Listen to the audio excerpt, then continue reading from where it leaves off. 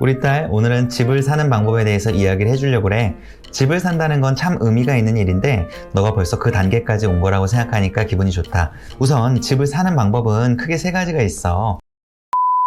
첫 번째로는 경매 등을 통해서 사는 방법이 있어. 경매라고 하는 건 해당 집을 소유한 누군가가 어떠한 이유로 집을 유지를 못하는 상황이 되면 그 집이 법원에 물건으로 넘어가는 걸 이야기하고, 그걸 너가 몇 가지 절차로 진행을 하게 되면 너의 소유물이 될 수 있는 걸 이야기한단다. 생각보다 어렵지 않아서 시중에 있는 책 몇 권을 읽어보고 절차를 익히게 되면 크게 어렵지 않게 할 수 있을 거야. 경매의 장점은 시중에 형성되어 있는 가격보다 저렴한 가격으로 살 수 있다는 장점이 있는 반면에, 단점으로는 조금 처리해야 되는 절차들이 번거로울 수가 있고 너가 딱 원하는 집이 아닐 수도 있다는 부분이 있어서 잘 생각해보고 해보면 좋을 거야. 두 번째와 세 번째의 방법은 집을 너의 명의로 사게 되는 건데, 굳이 두 번째, 세 번째 나누는 이유는 너가 그 집에 실거주를 하냐 안 하냐의 차이야. 먼저 두 번째 방법은 너가 집을 사는 건데 집을 사자마자 바로 해당 집에 세를 주는 거야. 세는 월세가 될 수도 있고 전세가 될 수 있겠지. 월세, 전세를 나누는 건 그때 당시에 시중은행 대출금리 등을 알아보고 너한테 유리한 쪽으로 하면 돼. 자, 예를 들어서 보통 집을 사게 되면 주택담보대출이라고 하는 대출이 60에서 70% 정도가 나올 수 있거든. 그러면 가령 5억짜리 집을 산다고 가정을 해볼게. 그럼 너는 대출이 3억에서 3억 5천만 원 정도가 나올 수 있는 거야. 보통은 지역마다 차이가 있지만 서울 수도권 같은 경우에는 이 자료처럼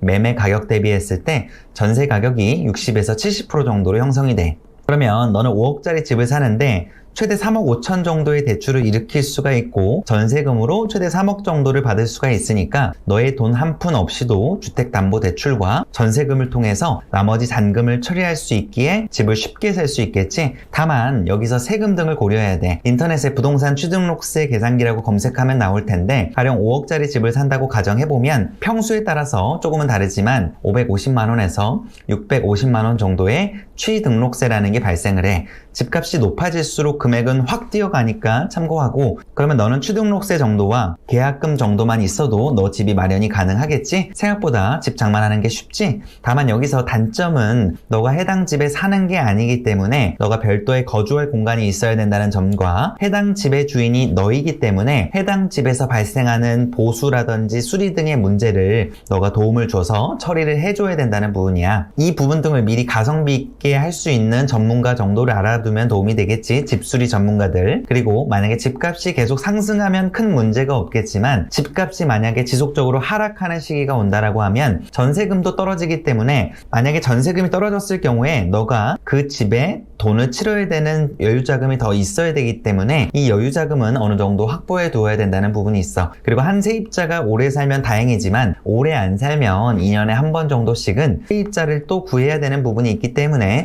부동산 복비라고 하는 중개수수료도 어느 정도 계산을 해 두어야 해. 가급적이면 세입자와의 좋은 관계를 유지해서 부동산 복비를 아끼는 것도 작은 팁이 되겠지. 이쯤 되면 이런 생각이 들 수 있을 거야. 아빠, 전세는 내가 낸 돈을 그대로 돌려받는데 굳이 세금이나 이런 복잡한 것들 생각하면서까지 집을 사야 될까요? 라고 질문할 수 있을 거야. 좋은 질문이야. 그런데 집이라고 하는 건 단순히 거주 용도가 아니라 자산으로서 볼 수가 있는 거거든. 우리나라에서는 특히 집이라고 하는 건 생각보다 큰 의미를 가져. 우리가 흔히 의식주라고 하잖아. 먹고 입고 거주하는 곳. 이 중에 사실 제일 중요한 건 거주하는 곳이라고 생각하거든. 집이라고 하는 건 참 큰 의미를 가져. 그래서 우리나라는 지속적으로 집값이 상승할 수 있는 구조를 갖고 있고, 두 번째로 너가 전세금을 몇 년 뒤에 그대로 돌려받는다고 이야기했지? 그런데 그건 틀린 대답이야. 예를 들어서 너가 전세금 3억을 3년 뒤에 돌려받았다고 해볼게. 그러면 3년 뒤에 너의 3억이 3년 전 3억이랑 과연 가치가 같을까? 이게 바로 물가 상승률이라고 하는 거야. 아빠가 몇 번 설명을 해줬지만 물가는 끊임없이 올라가기 때문에 2023년 12월 기준으로 봤을 때 소비자 물가 상승률 지수는 약 3.1% 정도 되거든. 너가 3억을 그대로 돌려받았지만 그건 물가 상승이 반영이 되지 않은 부분이기 때문에 실질적인 가치는 더 떨어질 수 있다는 거야. 이해가 되지? 자, 마지막 세 번째로는 부동산에 너가 아예 들어가서 사는 방법이 있어. 이 경우에는 대출 이외에 필요한 너의 종잣돈이 어느 정도는 확보가 되어야 되고, 가급적이면 집을 살다가 나중에 다시 팔 경우도 생각해야 되기 때문에 기본적인 인테리어 정도는 깔끔하게 작업해 두는 걸 권장할게.